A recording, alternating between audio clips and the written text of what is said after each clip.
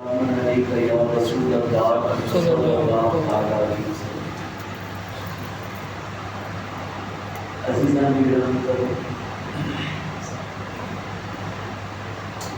شریفی پر اللہ نے جہاں اپنے نبیوں کو اور اپنے رسولوں کو مبعوث فرمایا، وہی رب تعالیٰ نے ہر زمانے میں، ہر صدی میں، ہر دور میں،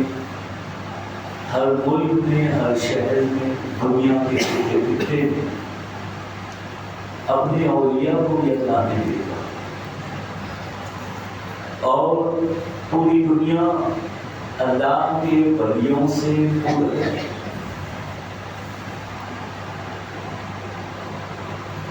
آدم علیہ نبینا علیہ الصلوۃ والتسلیم سے لے کر آج تک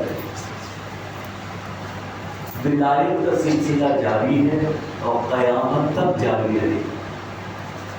بڑے بڑے اولیاء آئے اور آ رہے ہیں، قیامت تک آ رہے ہیں، لیکن ایک ولی ایسے بھی گزرے ہیں کہ جن کی شان تمام ولیوں سے نرالی ہے، تمام اولیاء سے وہ اونچا مقام رکھتے ہیں، اور کوئی ولی ان کے مقام اور ان کے رتبے تک نہیں پہنچ سکتا۔ ان کی شان یہ ہے کہ سب کے سورج چمکے اور ڈوب گئے، اور وہ ایسا ولی ہے کہ جن کا سورج کل بھی چمک اور دمک رہا تھا، آج بھی روشن ہے، قیامت تک ان کا سورج چمکتا اور دمکتا رہے گا۔ اور یہ ایسے ولی ہیں کہ آدم علیہ السلام سے لے کر قیامت تک سارے اولیاء کے سردار ہیں۔ اور آج پوری ذمہ داری کے ساتھ یہ بات عرض کر رہا ہوں کہ کوئی ولایت کی دہلیز پر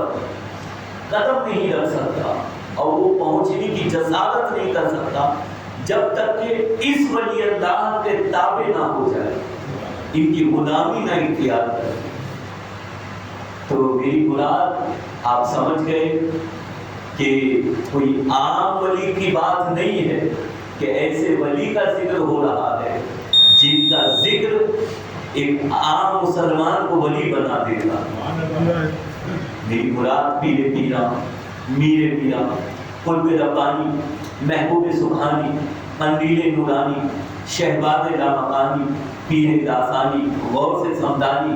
عالم ربانی، امام ربانی، الشیخ عبدالقادر جیلانی، ثم غوث اعظم دستگیر رضی اللہ تعالیٰ عنہ، کہ اللہ نے جو انہیں شان بخشی، انہیں جو اللہ نے کمالات اور رتبے عطا کیے، وہ کسی اور بزرگ اور ولی میں نظر نہیں آتا۔ یہ کیا کم ہے کہ ان کی رگوں میں خون رسول گردش کر رہا، باپ کی طرف سے حسنی سید ہے اور والدہ کی طرف سے حسینی سید ہے، یعنی حسنی حسینی وہ فیض غوث اعظم کی رگوں میں دواں دواں۔ اور آپ جانتے ہیں کسی کی عظمت کو دیکھنے کے لیے اور سمجھنے کے لیے اس کے خاندان کا پس منظر دیکھا جاتا ہے کہ خاندان کیسا ہے، ان کے باپ کون ہیں، ماں کون ہے، نانا کون ہے، دادا کون ہے، پھوپھی کون ہے، اور رشتہ داروں کو دیکھ کر اس کی عظمت سمجھی جاتی ہے۔ تو قربان جائیں، اگر اس نقطۂ نظر سے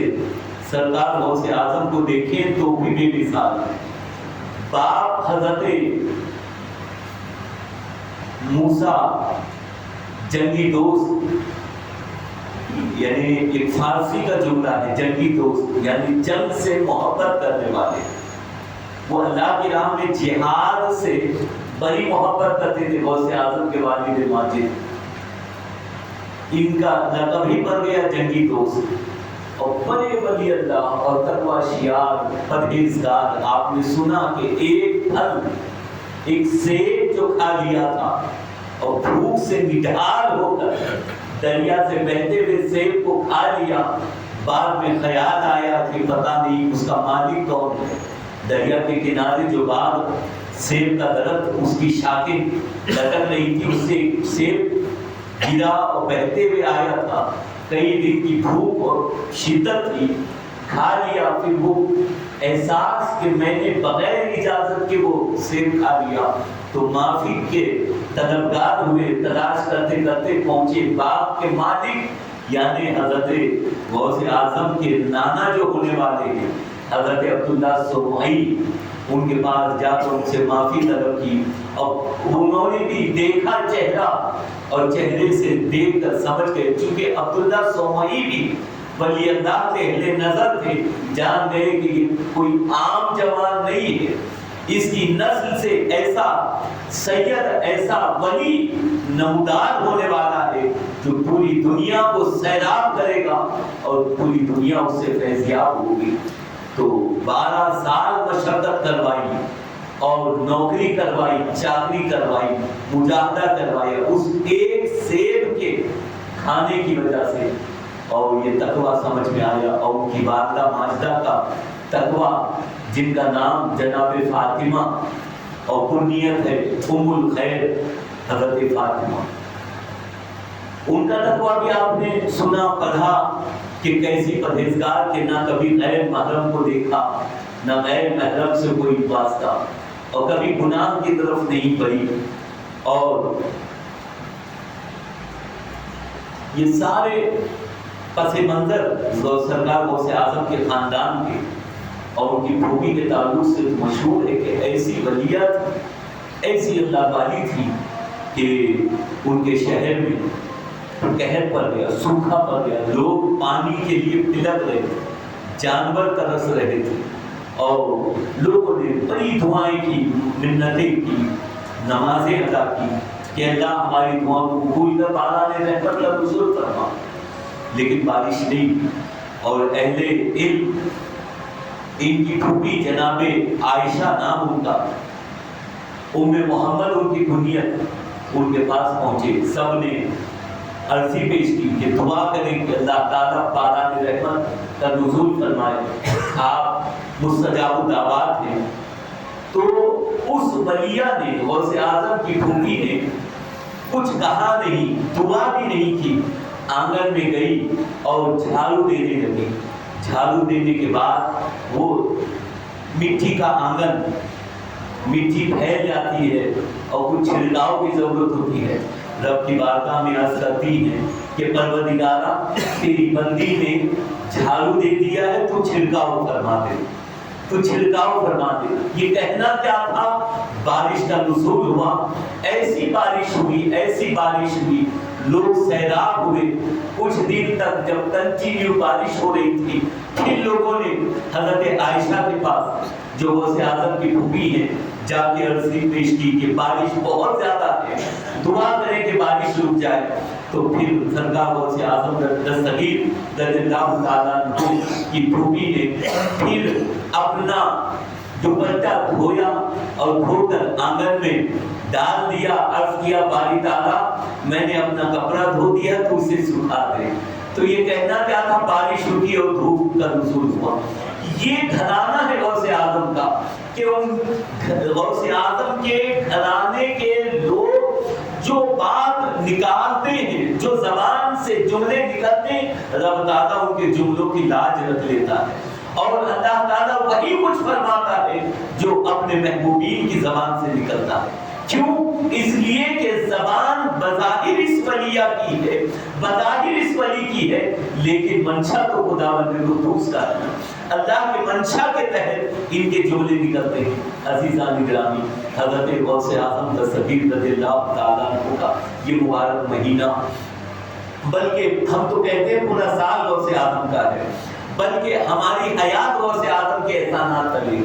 سرکار غوث اعظم دستگیر رضی اللہ تعالیٰ عنہ کی زندگی کو آپ دیکھیں. ان کا بچپن، بہت سے ایسے اولیاء ہیں جن کی ولایت کا لوگوں کو اظہار نہیں ہوتا، لوگ نہیں پہچان پاتے کہ یہ اللہ والا ہے. عمر گزر جاتی ہے، لوگوں کے درمیان رہتے ہیں،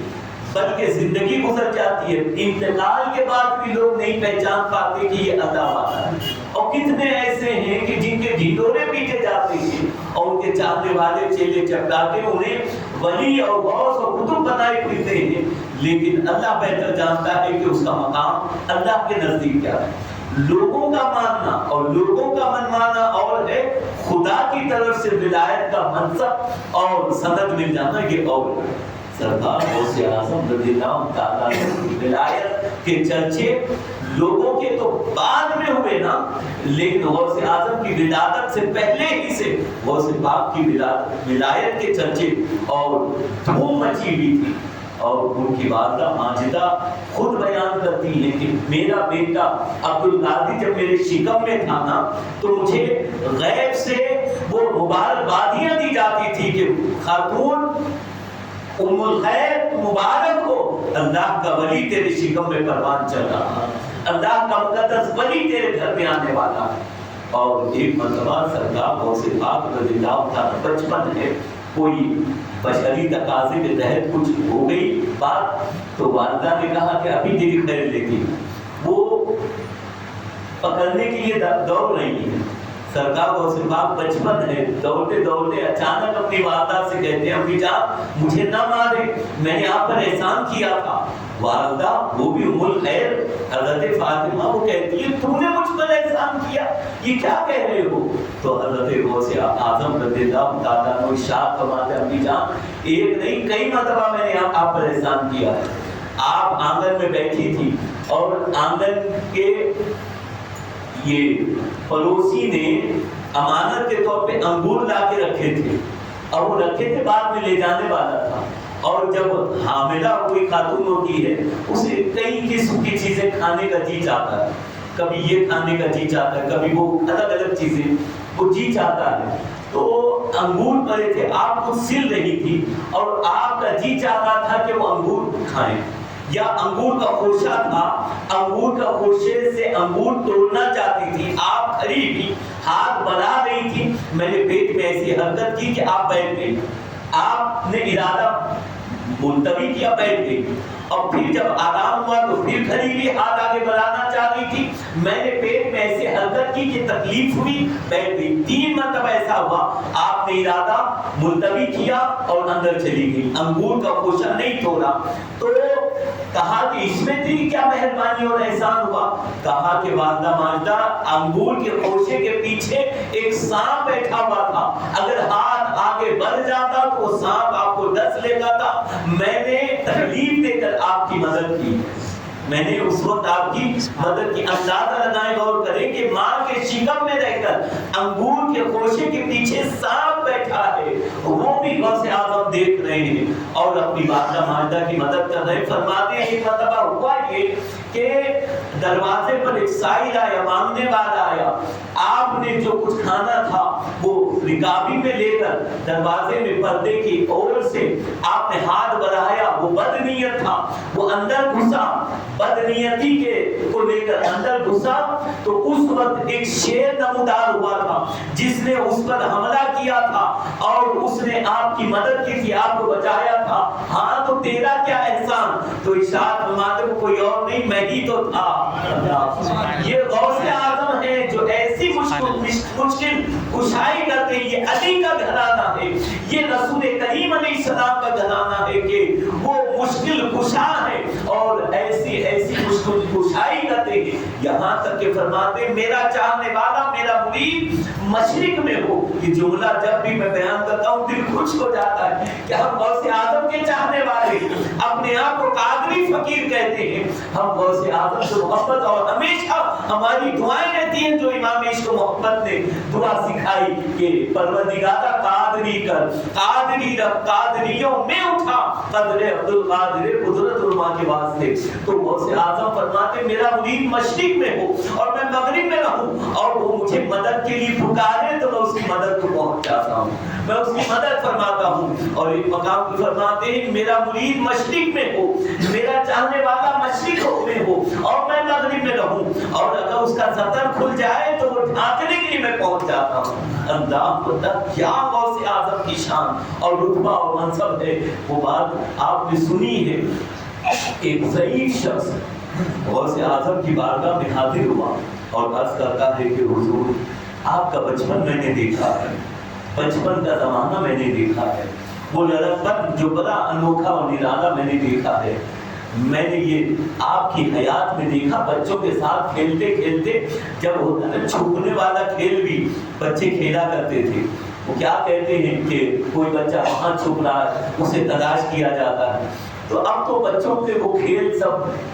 گم ہوتے جا رہے ہیں، گلی ڈنڈا اور دیگر جو کھیل، اب سارے کھیل لوگوں نے انٹرنیٹ میں ڈال دیے اور بیٹھ کے بس موبائل میں ہی سارے کھیل، اور وہیں پر ہماری ورزش بھی ہو رہی ہے، وہیں ہمارے جسم کی ساری جو بھی ورزش ہو رہی ہے۔ یہ سارے جو کھیل بچپن میں کھیلتے ہیں اسے منع بھی نہیں ہے، جو جائز کھیل ہے کھیلنا چاہیے، اور سارا وقت موبائل میں، اور اس سے جو یہ نسل جو آنے والی، اللہ نہ کرے کمزور نسل ہم دیکھنے کے منتظر ہیں۔ تو سرکار غوث پاک سے وہ شخص کہتے ہیں کہ میں نے آپ کا بچپن دیکھا ہے، بچپن میں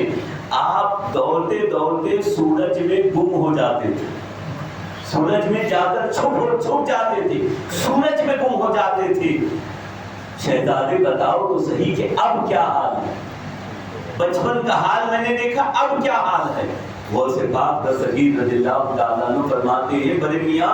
وہ میرے بچپن کا حال تھا، اور بچپن میں کمزوری کا دور ہوتا ہے، نکاحت کمزوری کا وقت ہوتا ہے، بچپن کمزوری کی علامت ہوتی ہے۔ اب میں جوان ہوں، اب میں توانا ہوں، طاقتور ہوں، اب میں سورج میں گم نہیں ہوتا بلکہ ایسے 70 سورج میرے اندر گم ہو جاتے ہیں، میرے اندر گم ہو جاتے ہیں۔ یہ شان ہے اولیاء کی۔ کافر کی یہ پہچان کہ آفاق میں گم ہے،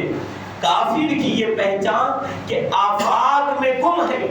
آفاق کہتے ہیں یونیورس کو، کائنات میں، کافر کی یہ پہچان کہ آفاق میں گم ہے، مومن کی یہ پہچان کہ گم اس میں ہے آفاق، مومن کی یہ پہچان کہ گم اس میں ہے آفاق۔ ایسے کئی سورج مجھ میں گم ہو جاتے ہیں۔ یہ غوث اعظم دستگیر رضی اللہ تعالیٰ فرماتے ہیں میں اللہ کے شہروں کو ایسے دیکھتا ہوں جیسے ہتھیلی میں رائی کے دانے دیکھے جاتے، ہتھیلی میں رائی کے دانے۔ اور سرکار غوث پاک رضی اللہ تعالیٰ عنہ کی ولادت سے ہی کرامتوں کا ظہور ہوا اور لوگوں نے کرامتیں دیکھی۔ فرماتے ہیں کہ یہ مشہور واقعہ ہے کہ جب ولادت ہوئی تو ماہ رمضان، پورا رمضان سرکار غوث اعظم نے روزے رکھے، ماں کی گود میں ہیں، حالانکہ شریعت کے احکام ان پر لاگو نہیں ہوتے، لیکن غوث اعظم رضی اللہ تعالیٰ عنہ ماہ رمضان کا اس قدر احترام فرماتے تھے کہ صبح صادق سے لے کر غروب آفتاب تک دودھ نہیں پیتے تھے۔ اور جب عید کے چاند کا اختلاف ہوا، آج بھی چاند کا اختلاف ہوتا ہے چاند ہوا یا نہیں، تو جب لوگوں کو یہ کشمکش زیادہ بڑھ گئی تو اہل علم، اہل نظر سرکار غوث اعظم کے گھر پہنچے اور ان کے گھر جا کر پوچھا کہ اے سیدزادے بتائیں تو صحیح کہ تمہارے گھر جو نورانی بچہ پیدا ہوا ہے اس نے دودھ پیا ہے یا نہیں؟ اگر دودھ پیا ہے تو سمجھ لیں گے کہ عید ہے، اگر دودھ نہیں پیا تو سمجھ لیں گے کہ روزہ ہے۔ تو کہا کہ نہیں، بچے نے دودھ پیا ہے تو یعنی عید کا دن ہے، یعنی چاند ہو گیا ہے۔ تو سرکار غوث اعظم دستگیر رضی اللہ تعالیٰ عنہ بچپن میں جب کھیل کود کا زمانہ ہوتا ہے تو بشری تقاضے کے تحت بچوں کے کہنے پر جب نکل بھی جاتے کھیلنے کے لیے، باہر جاتے فرماتے ہیں کہ غیب سے آواز آتی عبد القادر تمہیں ہم نے کھیل کود کے لیے نہیں بھیجا ہے، تمہیں ہم نے کھیل کود کے لیے نہیں بنایا ہے، بلکہ مخلوق کو تم رشد و ہدایت کے راستے دینے کے لیے دنیا میں بھیجے گئے ہو۔ تو لہٰذا غوث اعظم یہ آواز سن کر واپس آتے، اپنی والدہ کی آغوش میں لپٹ جاتے اور فرماتے ہیں کہ جب میں مکتب جاتا، مدرسہ جاتا، تو غیب سے آواز، میں فرشتوں کو دیکھتا، میرے ارد گرد فرشتے ہوا کرتے تھے اور غیب سے آواز دیتے تھے کہ لوگوں راستہ دے دو، اللہ کا ولی آ رہا ہے، لوگوں راستہ دے دو، اللہ کا ولی آ رہا ہے۔ جب مدرسہ پہنچتے، بچوں سے غیب سے آواز آتی، بچوں سے کہا جاتا کہ بچوں راستہ دے دو، اللہ کا ولی آ رہا ہے، اسے بیٹھنے کی جگہ دے دو۔ سرکار غوث اعظم دستگیر رضی اللہ تعالیٰ عنہ، جن کی ولایت کا شعلہ اور ڈنکا ایسا اللہ نے بجایا، ایسا ان کا ولایت کا شعلہ ہوا، فرماتے ہیں کہ کچھ لوگ حضرت حماد العباس رضی اللہ تعالیٰ عنہ، بغداد کے بہت بڑے ولی اللہ، غوث پاک رضی اللہ تعالیٰ عنہ سے پہلے کے، یعنی اسی زمانے میں عمر رسیدہ بزرگ حضرت حماد العباس رضی اللہ تعالیٰ، ان کے پاس آئے اور جو بغداد کا زمانہ، جب غوث اعظم بغداد پہنچے اور پھر وہاں جو ان کی شہرت، لوگوں نے کہا حضرت حماد سے کہ حضور بات سمجھ لیا، ایک نوجوان آیا ہے بغداد میں جس کا نام عبد القادر ہے، اور حال یہ ہے کہ وہ جس گلی سے گزرتا ہے، جس کوچے سے گزرتا ہے، جس بستی سے گزرتا ہے، اس کا چرچا ہوتا ہے، اس کا ذکر ہوتا ہے، اس کی باتیں ہوتی ہیں، شہرے ہوتے ہیں۔ حضور والا آخر اس نوجوان میں کیا بات ہے؟ حضرت حماد العباس اپنی آنکھوں کو بند کرتے ہیں، سر جھکاتے ہیں، آنکھوں کو بند کر مراقبے میں چلے جاتے ہیں، اور پھر تھوڑی دیر کے بعد ارشاد فرماتے ہیں، آپ نے سنا ہے نا وہ شعر، الٹی ہی چال چلتے ہیں دیوان گانے عشق، آنکھوں کو بند کرتے ہیں دیدار کے لیے۔ تو فرماتے ہیں کہ لوگوں تمہیں حیرت ہو رہی ہے کہ اس جوان عبد القادر کا چرچا بغداد میں اتنا زیادہ کیوں ہو رہا ہے؟ تو سنو، میں نے دیکھا، پوری روئے زمین کو میں نے دیکھا اور میں نے پوری کائنات کا جائزہ لیا، تو مجھے پتا یہ چلا کہ جتنا ذکر، جتنا چرچا عبد القادر جیلانی کا روئے زمین پر نہیں ہوتا، اس سے کئی زیادہ مادہ اعلیٰ میں فرشتوں کے درمیان عبد القادر کا چرچا ہو رہا ہے، عبد القادر کا ذکر اور چرچا ہو رہا ہے۔ کیوں نہ ہو کہ عبد القادر جیلانی زندگی بھر اللہ کا ذکر کرتے رہے، اللہ کا چرچا بلند کرتے رہے، تو رب کا یہ فیصلہ ہے، فاذکرونی اذکرکم، اے بندے تو میرا ذکر کر، میں تیرا چرچا کروں گا۔ تو زمین پہ بیٹھ کر مجھے یاد کرے گا نا، زمین پہ بیٹھ کر میرا ذکر کرے گا، میرا چرچا کرے گا، میں آسمانوں میں تیرا ذکر بلند کروں گا، تیرا چرچا بلند کروں گا۔ تو لوگوں کے درمیان میرا ذکر کرے گا، میں فرشتوں کے درمیان تیرا چرچا کروں گا۔ تو زمانے میں میرا ذکر کرے گا، میں مالا اعلیٰ میں تیرا ذکر اور تیرا چرچا کروں گا۔ اور اللہ نے یہ فیضان عطا فرمایا کہ عبد القادر زندگی بھر تو نے ہمارا ذکر کیا ہے، ہماری یاد منائی ہے اور ہمیں یاد کرتا رہا ہے، تو قیامت تک تیرا ذکر کیا جائے گا اور قیامت تک لوگوں سے تیرا ذکر کرواؤں گا۔ سرکار غوث پاک رضی اللہ تعالیٰ عنہ کی شان اس واقعے سے سمجھنے کی کوشش کریں۔ ایک خاتون سرکار غوث اعظم کی بارگاہ میں حاضر ہوئی، عرض کرتی، بندہ نواز سرکار، میرا جوان بیٹا انتقال کر گیا ہے،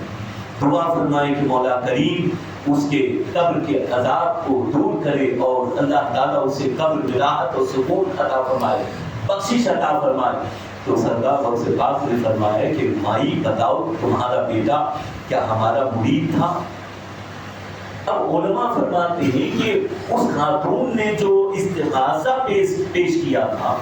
دعا کی التجا، اپیل کی تھی کہ مغفرت کی دعا فرما دے، قبر کا عذاب اور اس میں تخفیف کی دعا کی التجا کی تھی، اور یہ سوال بنتا نہیں نا بظاہر، لیکن غوث پاک فرمانے کیا تمہارا بیٹا ہمارا مرید تھا؟ اس میں بھی راز پوشیدہ ہے۔ مائی نے کہا حضور نہیں معلوم۔ پھر فرماتے ہیں کیا تمہارا بیٹا ہمارا طالب علم تھا؟ خاتون نے کہا حضور نہیں معلوم۔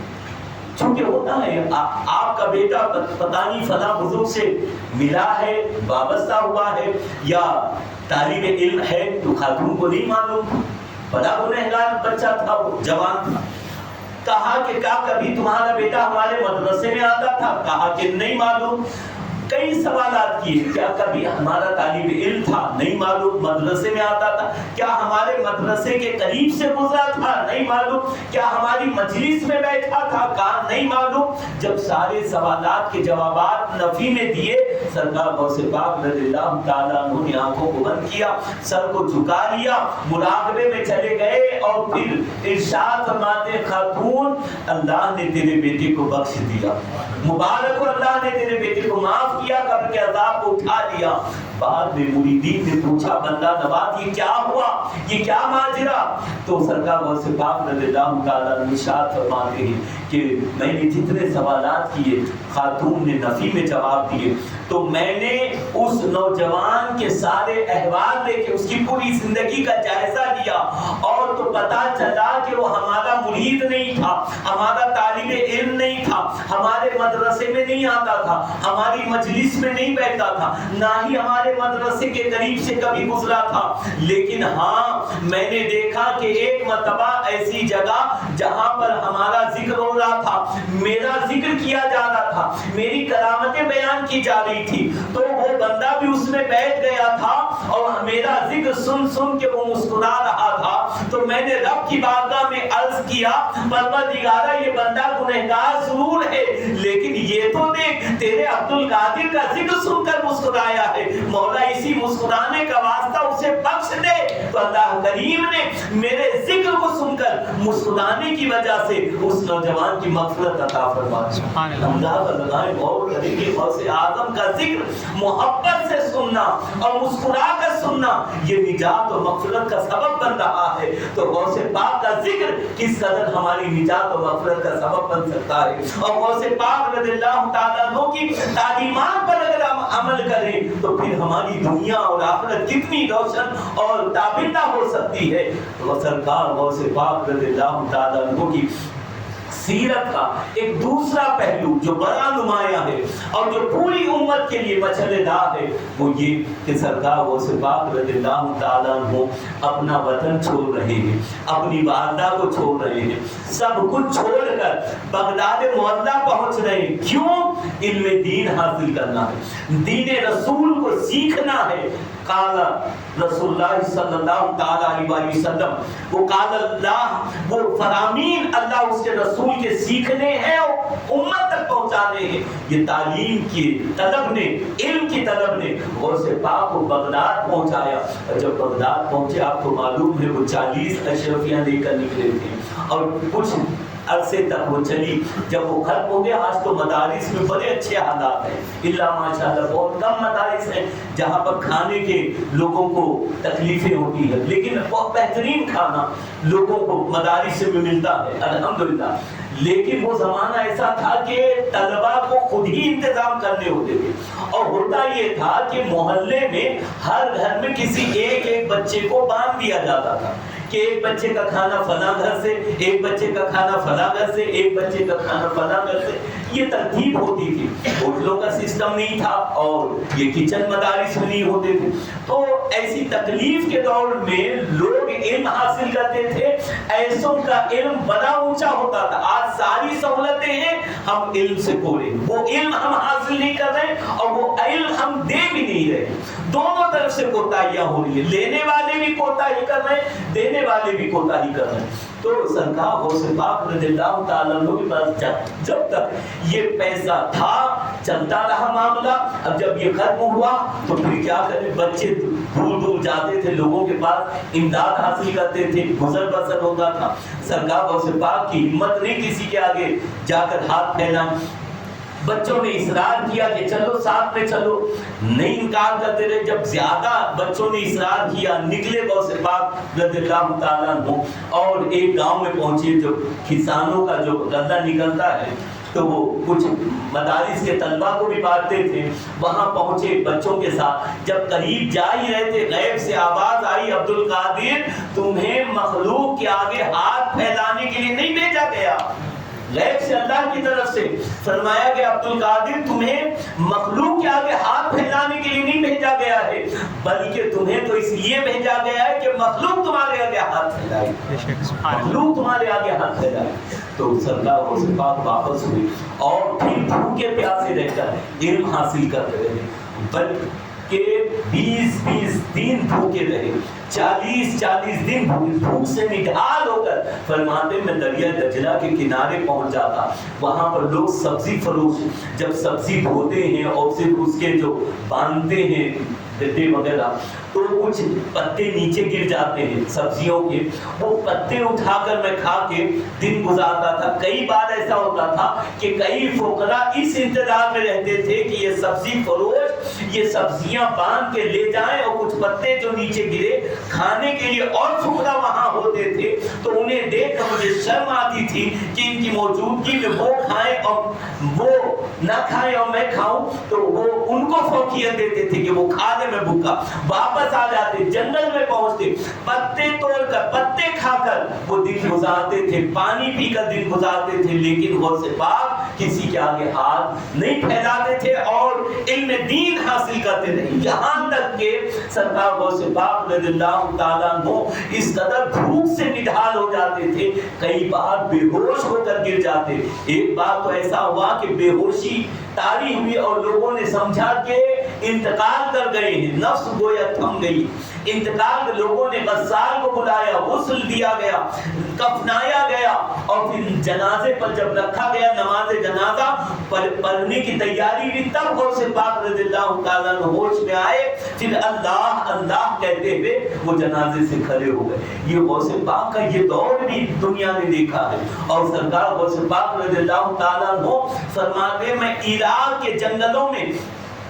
25 سال تک بھٹکتا تھا، عراق کے جنگلوں میں 25 سال تک صحراؤں میں اور جنگلوں میں بھٹکتا رہا، مجاہدہ کرتا رہا۔ رجال الغیب میرے پاس آتے تھے، اجنہ میرے پاس آتے تھے، حضرت خضر علیہ السلام میرے پاس آتے تھے، میری تعلیم و تربیت خضر علیہ السلام فرماتے تھے، اور مجھ سے وعدہ لیا تھا خضر علیہ السلام نے کہ جیسا میں کہوں ویسا کرنا اور میری مخالفت نہ کرنا، اور ان کے تابع ہو کر غوث پاک رضی اللہ تعالیٰ عنہ علم حاصل کرتے رہے۔ اور سرکار غوث پاک رضی اللہ تعالیٰ عنہ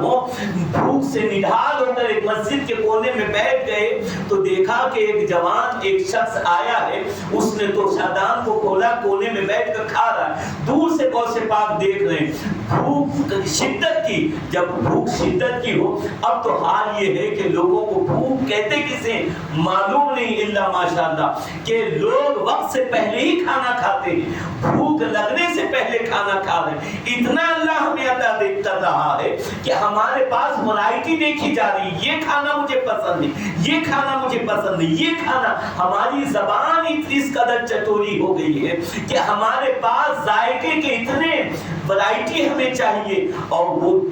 یہ جو نفس جو ہے نا، ہم کتنا ہی اپنی نفس کو وہ پیش کرتے رہیں کہ کھانے، لذت اور اچھے لباس، اچھی رہائش، اچھی سہولتیں، جتنا ہم اپنی نفس کو دیں، یہ نفس کبھی مطمئن نہیں ہونے والی، بلکہ یہ نفس ہمیں اور برگلائے گی۔ اور یہ نفس کا حال یہ ہے جو مرزا غالب کا وہ شعر جو ہمیں گانٹھ باندھنا چاہیے، کبھی نہیں بھولنا چاہیے، یہ خواہش انسان کی کبھی پوری نہیں ہوتی۔ فرماتے ہزاروں خواہشیں ایسی کہ ہر خواہش پہ دم نکلے، بہت نکلے میرے ارماں مگر پھر بھی کم نکلے، کہ ہماری خواہشیں ختم نہیں ہوتی، اور یہ لذتیں ہماری زبان کی اور جسم کی، ہماری نفس کی کبھی ختم نہیں ہوتی۔ سرکار غوث پاک دور بیٹھے ہیں، وہ شخص کھا رہا ہے، فرماتے ہیں کہ وہ جب نوالا اپنے منہ میں ڈالتا، منہ کھولتا تو میرا بھی منہ کھل جاتا تھا، میں نے اپنے آپ کو ٹوکا، عبدالقادر یہ کیا کرتا، خدا کا خوف کر، شرم کر اللہ سے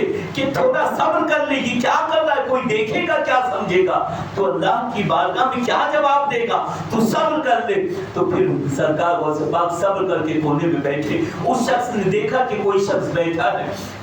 اس نے کہا کہ حضور والا آپ بھی میرے ساتھ کھانے میں شریک ہوں، تو انکار کر دیا غوث پاک نے، اس نے پھر اصرار کیا، اس نے قسم دی کہ آپ کھا لیں، پھر غوث پاک اٹھے اور اس کے ساتھ دسترخوان میں بیٹھے، اور جب کھانا شروع کیا اس نوجوان نے گفتگو شروع کی، کہا کہ آپ کون ہیں، کہا کہ میں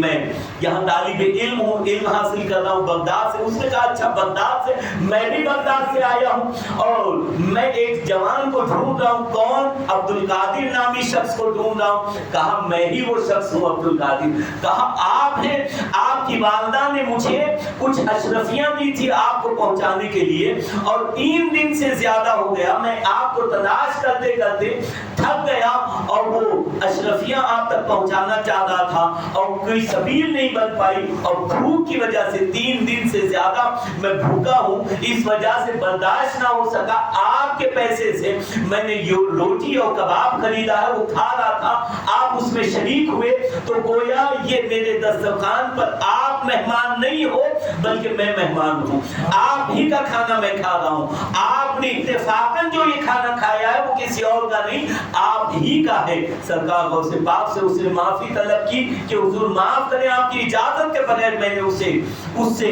یہ خرید کے کھانا شروع کیا۔ غوث پاک نے معاف فرمایا، کہا کہ 3 دن سے زیادہ بھوکے ہوں تو اس پر تو مردار بھی حلال ہو جاتا ہے۔ یہ غوث پاک رضی اللہ تعالیٰ عنہ کی حیات مبارکہ کہ ایسا مجاہدہ، ایسی ریاضت کہ 25 سال جنگلوں میں بھٹکنا، کوئی بولنا اور سننا آسان ہے، 25 دن اگر کسی نیک عمل کے لیے استقامت کے ساتھ ہم کریں تو وہ ہمارے لیے مشکل ہے، 40 دن کنٹینیو کوئی عمل کر کے ہم بتائیں ہماری نفس پہ کتنا گرا گزرتا ہے۔ اور یاد رکھو یہ ولایت بڑی اونچی چیز ہے۔ سرکار